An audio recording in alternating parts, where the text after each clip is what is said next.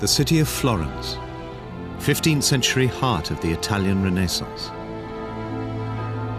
Deep in the city's grandest house, home to its wealthiest and most powerful man, is an extraordinary room.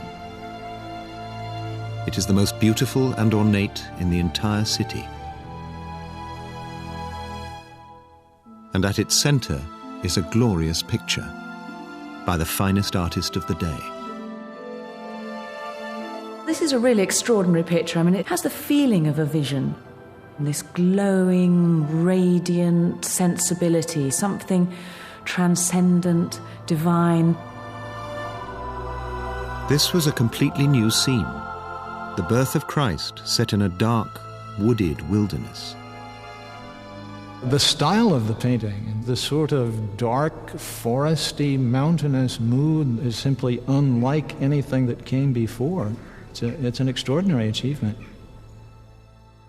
The artist's name was Filippo Lippi, and his life was as groundbreaking as his art. A Carmelite friar, he was no stranger to the temptations of the flesh, to which he frequently yielded.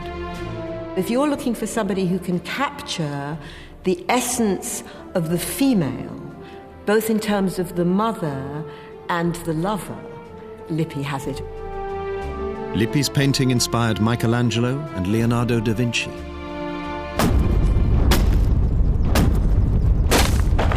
But it also conceals a deeply personal story. It was painted for a wealthy banker who feared that his money was dragging him straight to damnation. He wanted to make his money religiously respectable. Money and religion had to be compatible because he really did not want to go to hell.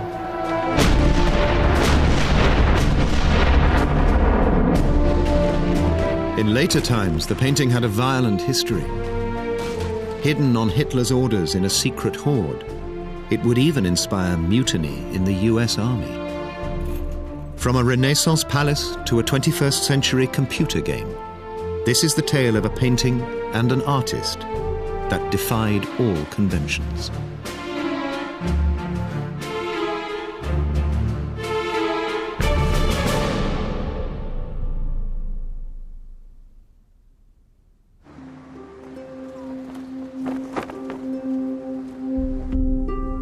The Gemäldegalerie in Berlin, home to many jewels of the Renaissance. And in a small room, one painting stands apart. Among more familiar biblical scenes, its dark intensity and bursts of golden light hold a power to captivate. This is a really extraordinary picture. I mean, it sets you, the spectator, you're on a stroll in the woods, and suddenly you stumble across this fantastical scene, this adoration of the Christ child. But what's very strange about the way Lippi does it is that he adds dark, spooky, gothic, twisted woods and this glowing assemblage of figures in the middle, a rich carpet of flowers. It feels like something almost out of Brothers Grimm. It's a very extraordinary picture. The painting is presided over by the Virgin Mary, young and serene, and by the newly born Christ child lying on the ground. But this is no simple illustration of a Bible story. There are no shepherds or kings here, no ox or ass, and no Joseph. Lippi removes a whole range of narrative details which would have been present in a standard nativity. He creates a whole set of mysteries and then preserves them within the picture. You're not meant to come at this picture and understand immediately what's going on.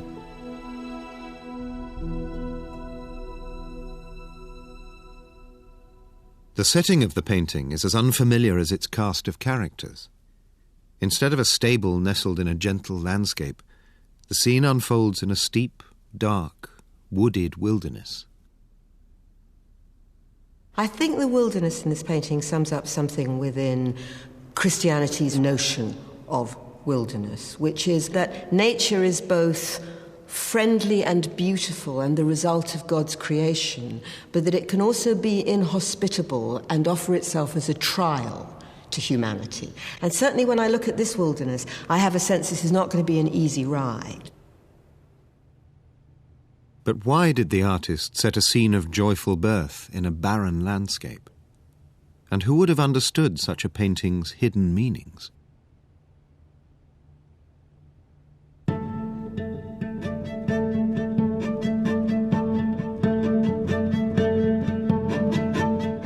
The answers lie in the first home of the painting, where a copy now stands. And they lie in the compelling tale of two men. One was the richest of his day. The other, the greatest artist, and a holy man to boot. Yet both had sin burning in their souls. Florence in the 1440s, the most artistically vibrant place on earth. Home to 50,000 souls, this was a city of wonders that was then bigger than London and growing by the day. Around this period, Florence is in one of her most expansive and ostentatious periods. There's a lot of prosperity and a lot of the money is going into building. There are so many foundations and pits in Florence that people are falling into them, that the city is actually a building site. One new building in particular was impossible to ignore. The future home of Filippo Lippi's adoration was a private house of enormous proportions, designed in a radical style. Its owner was the wealthiest and most powerful man in Florence, a banker. His name was Cosimo de' Medici. Cosimo was born into the Medici family bank and inevitably found that money did get involved with politics. But he was a guy who loved wielding power from behind. Machiavelli has a nice comment on him where he says he softened power over with sweetness. He always hid it behind, a soft glove. He was just an immensely adept Italian politician. The outside of Cosimo's new house spoke of confidence and power. But in private, its owner was a deeply troubled man. Although devout, he had led a sinful life, even fathering a bastard child on a slave girl. Worse still to the church of the day, Cosimo had grown rich by lending money and charging interest. This was a practice known as usury, to be punished by an eternity in hell. He was a man who was genuinely concerned about his soul. So he was a genuinely religious man, and that was a rather large problem for a banker. He said, I will never have enough money to have God as my debtor. But you kind of feel that he would have liked that arrangement if he could have got there. Instead, Cosimo set about making amends for his sins in bricks and mortar and art.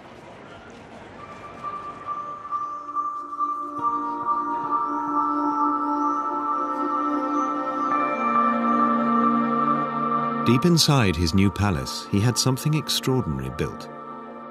The first domestic chapel in all of Italy.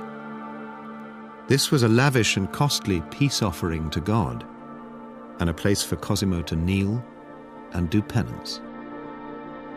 The walls were decorated with extravagant frescoes, including a portrait of Cosimo himself. But the heart of the room would be the altarpiece. This would be a nativity, but of a kind never seen before. One that would echo Cosimo's very deepest hopes and fears.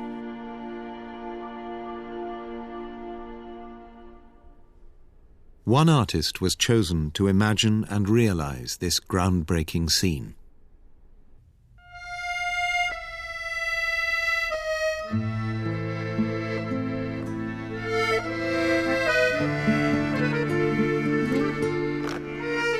In a city of great painters, he was the most celebrated. And he was famous not just for his art. His eye for beauty extended beyond pictures to women, with scandalous results. Yet he was a holy man, a Carmelite friar, Fra Filippo Lippi.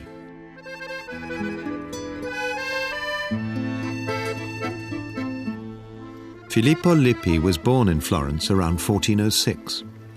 His father was a butcher, and the family home on the south bank of the Arno River still stands today. By the age of 8, though, Lippi was an orphan. He was placed into the care of the local convent, Santa Maria del Carmine, which towered over the neighborhood. We think of monks or we think of nuns now, and we think of people who've made choices to go into the church to have a relationship with God. 5 centuries ago, convents, monasteries took the young men or women that the family couldn't look after. So Lippi doesn't grow up thinking, I want to be a monk. Lippi finds himself at a very young age being trained to be one. Lippi's convent was a fortunate home for a youngster of an artistic bent. In the 1420s, a chapel there was being decorated, and the result, which unfolded before the young Lippi's eyes, was one of the most groundbreaking and beautiful works of the Italian Renaissance.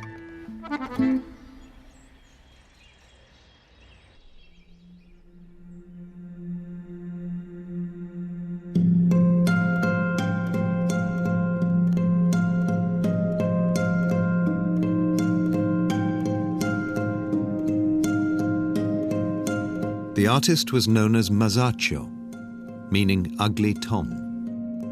At 23, he was only 5 years Lippi's senior, but his work revolutionized painting. Biblical characters suddenly seemed real people, lit by the sun, moving in the real world, convulsed by real emotions. Masaccio's work at the Carmine was profoundly important for Fra Filippo.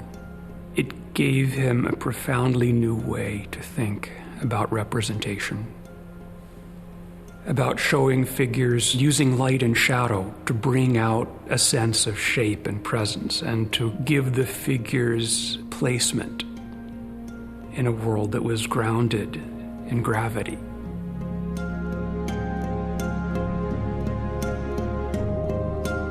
In the convent, it was said that the spirit of Masaccio had entered Filippo. The young friar's earliest surviving work shows the influence of Masaccio's bold sculptural figures, transformed by a grace and delicacy that were Lippi's own.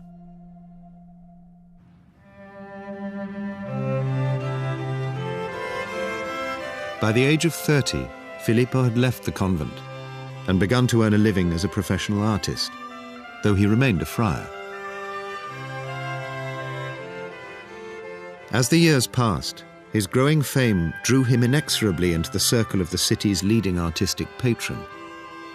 The de facto ruler of Florence, this was the man who would commission the Adoration, Cosimo de' Medici. At first, Cosimo paid Lippi to produce pleasing religious scenes for his new home. In one, the artist even included a self-portrait, a put-upon holy man with a cleaver in his head. This irreverence was typical of Lippi. He was gaining a reputation as a friar who liked to live life to the full. Lippi was in love with life. Being in love with life also sometimes got him into trouble. Cosimo, in order to get him to finish a painting, locked him up in a tower because he was always out on the town, right? And Cosimo comes back one morning to discover that he's got out by tying all the sheets together and escaping, and suddenly decides, well, if he's that into leaving, maybe I should just let him have his head. This is a painter who really loved women, who, if he couldn't get his hands on them, satisfied his love of them by painting them. Lippi was no stranger to trouble, but in the late 1450s, real scandal broke. The friar had become embroiled in a nativity all of his own.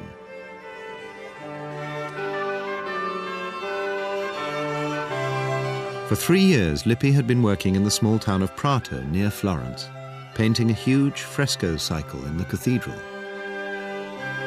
He had also been busy conducting a daily mass in the local nunnery.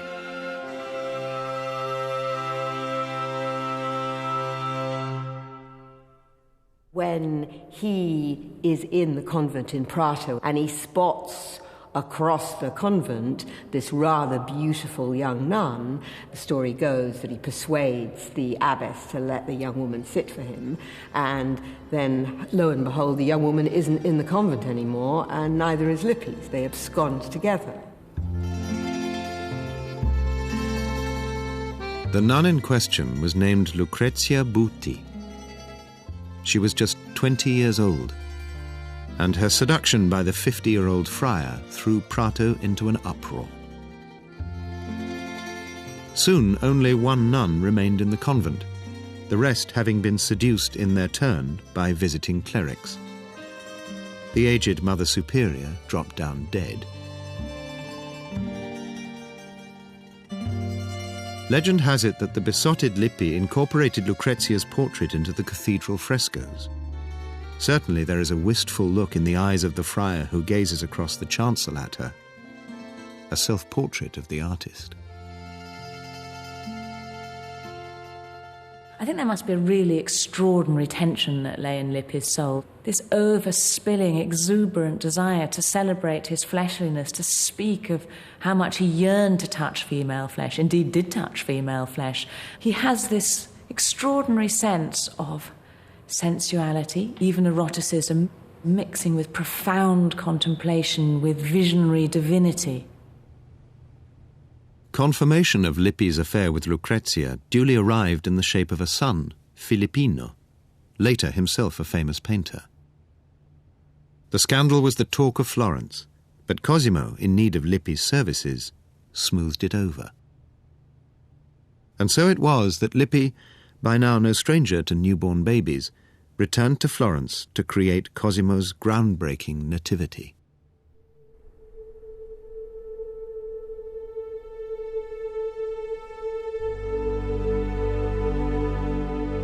It's likely that the patron and the artist discussed the plan for the altarpiece carefully. It would need to reflect and deepen Cosimo's penitent mood, a mystical painting of a kind never seen before.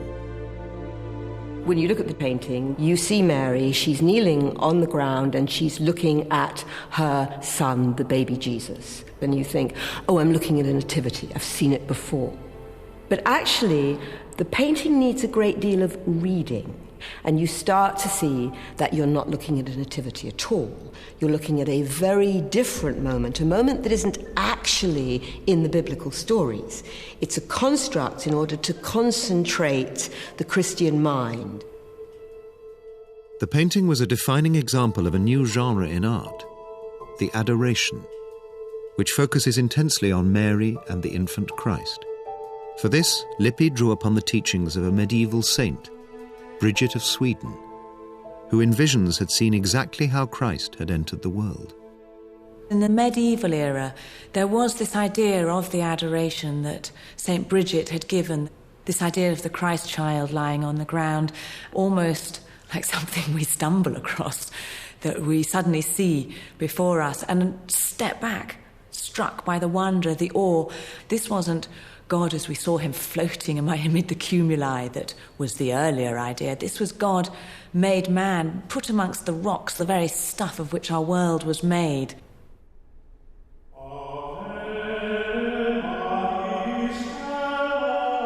If the depiction of the Christ child was unusual, so was the supporting cast. Instead of shepherds and wise men, Lippi introduced two humbly dressed saints, fitting role models for the wealthy patron. John the Baptist is said to have left home at the age of 7 to lead an austere life in the desert. Here he wears his traditional hair shirt and carries a scroll that proclaims in Latin, "Behold the Lamb of God." Above him, kneeling behind a natural prayer stool of rock, is a monk. St. Bernard of Clairvaux, the founder of the Cistercian order of monks, had a particular devotion to the Virgin Mary, and here he faces her, lost in meditation. St. Bernard believed in meditation as something that you did in private, in wilderness, in seclusion. So in a way, he gives you perhaps the biggest clue as to how to read the picture as a whole. It's something that's seen by the heart and by the mind as much as by the eye.